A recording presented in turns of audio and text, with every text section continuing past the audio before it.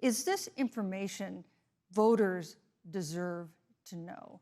Vice President Pence, would you like to go first? Well, Susan, thank you. And let me say, on behalf of the President and the First Lady, how moved we've all been by the outpouring of prayers and concern for the President. And I do believe it's emblematic of the prayers and the concern that have ushered forth for every American impacted by the coronavirus.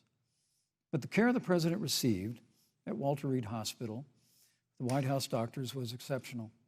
And the transparency that they practiced all along the way will continue.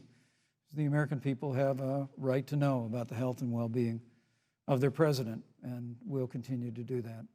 But I'm just extremely grateful and was more than a little moved by the broad and bipartisan support. And Senator, I want to thank you and Joe Biden for your expressions of genuine concern.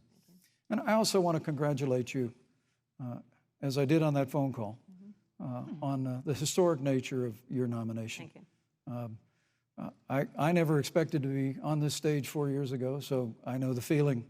But the reality is we've got an election before the American people in the midst of this challenging year.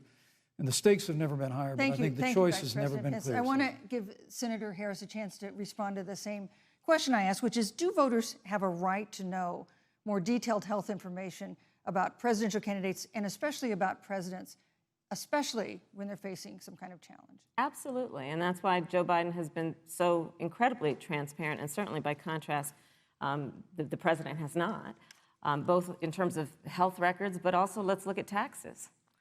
We now know, because of great investigative journalism, that Donald Trump paid $750 in taxes. When I first heard about it, I literally said, "You mean $750,000? And it was like, no, $750. We now know Donald Trump owes and is in debt for $400 million. And just so everyone is clear, when we say in debt, it means you owe money to somebody. And it'd be really good to know who the President of the United States, the Commander-in-Chief, owes money to, because the American people have a right to know what is influencing